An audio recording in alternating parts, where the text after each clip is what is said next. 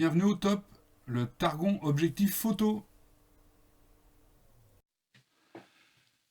Voilà, maintenant nous allons voir comment trier nos photos importées. Je vais donc dans Lightroom, et là, vous vous souvenez, j'ai importé des photos directement de la carte SD. Je les ai toutes importées, sans les renommer, sans les trier, rien du tout, automatiquement, et je vais le faire maintenant. Et il y a plusieurs solutions. Dans ce type d'image, je n'ai fait que des images que je souhaiterais retoucher par le futur.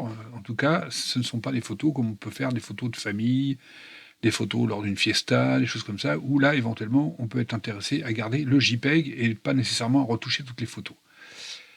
Là, il y a beaucoup de photos ratées parce que j'étais parti très tôt le matin pour essayer de faire un lever de soleil. Mon double, le lever de soleil n'était pas là comme je le souhaitais, donc j'ai fait ce que j'ai pu. Et puis, je me suis un peu amusé pour faire des essais, donc j'ai plein de photos à enlever.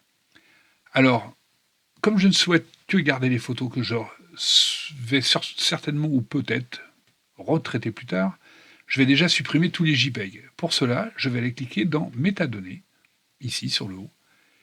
Et plutôt que d'avoir ce choix, soit par date, soit par appareil photo, soit par objectif, etc., je vais ici choisir que Lightroom me permette d'afficher simplement le type de fichier.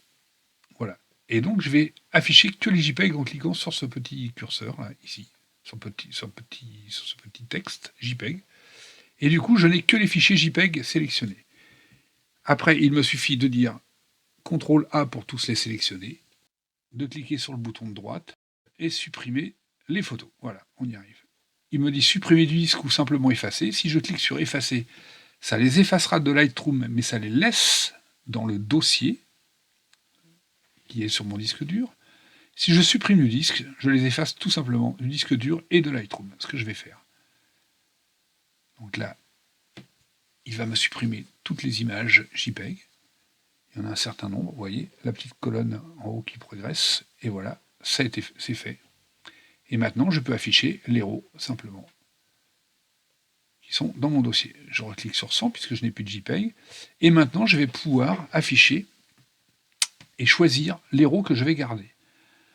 Pour cela, vous avez ici, vous voyez, 3 petites possibilités de drapeau.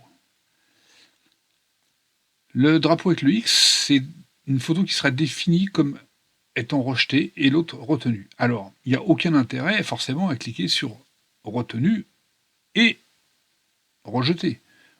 L'intérêt, c'est où vous choisissez retenu ou vous choisissez rejeté. Personnellement, préfère rejeter, c'est plus simple, c'est le raccourci touche X. J'aime afficher les photos comme ça pour voir plus précisément ma photo, donc je mets la photo simplement comme ça, et je mets la pellicule ensuite, ici, pour voir un peu toutes mes photos. Et grâce aux flèches du clavier, je peux déplacer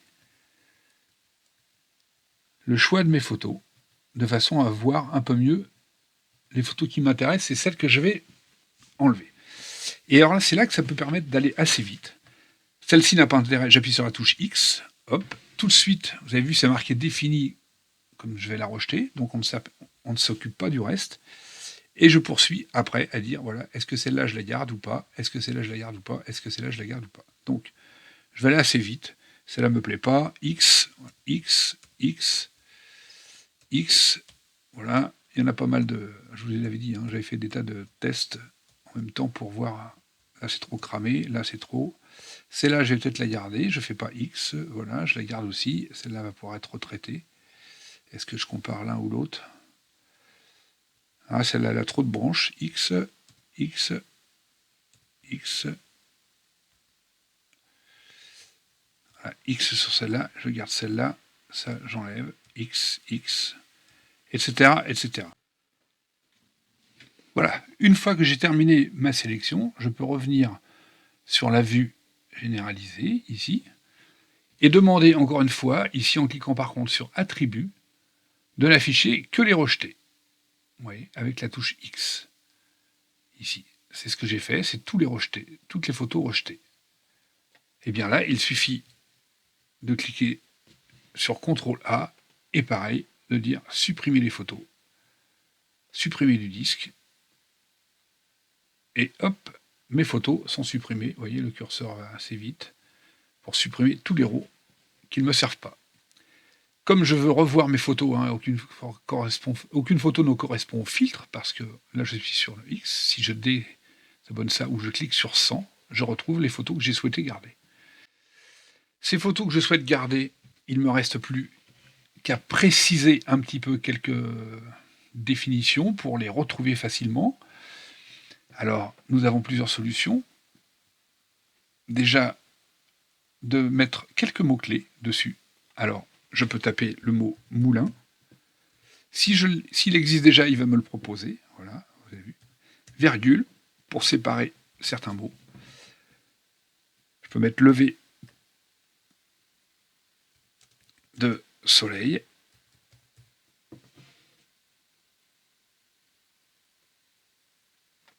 On va mettre ça comme il faut. Ciel. Nuage. Vous voyez, le principal, c'est de mettre un peu tout ce qu'on peut voir dans les photos. Elles sont toutes sélectionnées. Non.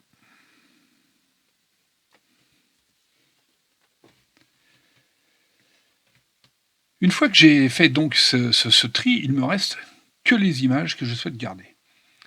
Maintenant, il va falloir continuer de leur donner des petites indications pour que je puisse les retrouver plus facilement dans le futur. Peut-être dans 5 ans, peut-être dans 10 ans, dans 2 ans. Je ne sais pas. En tout cas, je peux sélectionner toutes mes photos, par exemple, voilà, ici, et rentrer ce qu'on appelle des petits mots-clés, comme ciel, ciel, ou lever de soleil, voilà, qui correspondent à l'ensemble de ces images. Et puis ensuite, je peux décliquer avec la touche CTRL ces deux-là aussi, et là, on peut voir qu'il y a moulin. Donc, pour toutes ces photos-là, je vais rajouter moulin. Alors, encore une fois, mettez tout au singulier, mettez, si possible, ne mettez pas de majuscules, vraiment à part des noms propres de personnes, parce que sinon, si vous mettez une fois un S, une fois pas un S, ça vous fait 2 mots-clés différents. Donc, pour la recherche, c'est plus compliqué. Donc, on n'est pas là pour faire de l'orthographe, juste simplement pour mettre des mots, qui s'appellent donc des mots-clés, qui vous permettront plus tard, lorsque vous allez faire une recherche, eh bien, de retrouver toutes les images qui contiendront le mot moulin, ou qui contiendront le mot ciel. Ou là, je peux dire aussi, ce que je n'ai pas fait, c'est de rajouter, par exemple, sur ces photos-là, je peux désélectionner, prendre celle-ci, rajouter celle-ci, celle-ci, celle-ci, celle-ci, celle-ci, celle-ci, celle-ci, ouais, celle-ci, et puis rajouter le mot, la virgule, nuage. Voilà, au singulier. Encore une fois. Voilà. Et nous avons donc tous les mots clés. Ici, vous voyez, je n'ai pas moulin. Ici, j'ai moulin, tac, tac, nuage, siège. Ici, je n'ai pas moulin parce qu'il n'y avait pas de moulin. Je n'ai pas mis nuage non plus. Vous voyez qu'on peut sélectionner rapidement, très rapidement, plusieurs mots-clés pour nommer différentes photos. Une fois que des mots-clés sont installés, vous pouvez voir ici que vous avez un petit icône qui s'est rajouté et qui vous permet de voir que vous avez bien des mots-clés sur cette image. Si vous aviez des images où il n'y a pas de mots-clés, il n'y aurait pas de petit icône ici. Vous voyez, si je supprime tous les mots-clés de cette photo, voilà, et que je valide, le petit icône disparaît. Donc cette photo-là n'a plus de mots-clés. Je vais la remettre, voilà, et mon petit icône réapparaît. Simple, voilà. Dans la suite logique, je peux dire éventuellement ces photos-là, puisque c'est des photos qui m'intéressent vraiment bien, je peux les garder et leur mettre 2 étoiles parce que j'envisage de les retraiter. Une fois que j'ai traité une image qui m'intéresse, je peux mettre une 3e étoile. Si elle est bien développée, que ça me convient, je peux mettre 4 étoiles. Et 5 étoiles, par exemple, si je l'ai imprimée. On peut faire des choix aussi par les petites couleurs, ici. Alors, à vous de donner, encore une fois, chacun peut mettre des couleurs qui correspondent, je ne sais pas, moi, à celles-ci vont me servir pour un diaporama, celles-ci vont me servir pour autre chose. Libre à vous de faire une petite sélection toute simple dans les photos que vous venez d'importer. Reste ensuite le phénomène, si je retourne chercher mon dossier, de les renommer. Maintenant que je suis content et que j'ai bien fait le tri de mes photos, il suffit de cliquer sur toutes les photos, de faire F2, donc FN F2 pour les PC. Ici, dans texte personnalisé d'entrée, je ne sais pas, on va dire moulin. Voilà, parce que c'est un dossier moulin. Même s'il y a ici de nuage et pas de moulin, mais c'est dans mon dossier moulin. Et modifier, et je mets mon petit curseur devant texte personnalisé. Je vais dans les dates, et j'ajoute date avec les 4 A pour mettre les 4 chiffres de l'année. Je tape un petit tiret pour me faire ma séparation. Je rajoute 2M pour faire les mois, donc ça veut dire qu'on aura un 02 pour février, 06 pour juin, etc. Alors que si vous choisissez celui-ci, il sera écrit juin en toutes lettres, septembre en toutes lettres, etc. Donc moi je préfère cette version-là. Je remets un petit tiret. Et vous pouvez voir ici qu'on a l'exemple de ce que va devenir mon fichier. OK ? Et éventuellement, on peut mettre ici, en plus de ça, un numéro soit d'image, soit un numéro total, de séquence, de choses comme ça. Un petit numéro d'image avec un 0. Voilà, qu'on peut insérer en plus derrière. Je n'ai pas mis de petit tiret, je vais en mettre un pour séparer encore.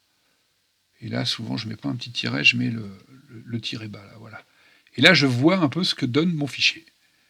Je fais terminer, je fais OK. Et là, on devrait pouvoir voir, si je clique sur mes photos, que mon image comporte bien des noms avec des numéros, ici. Voilà. Simplement. OK ? Et bien voilà. Pas compliqué. Vous voyez le numéro. Et si je retourne voir dans mes dossiers, mes fichiers ont bien pris l'appellation que je leur ai donnée. Voilà, simple et précis. À la prochaine!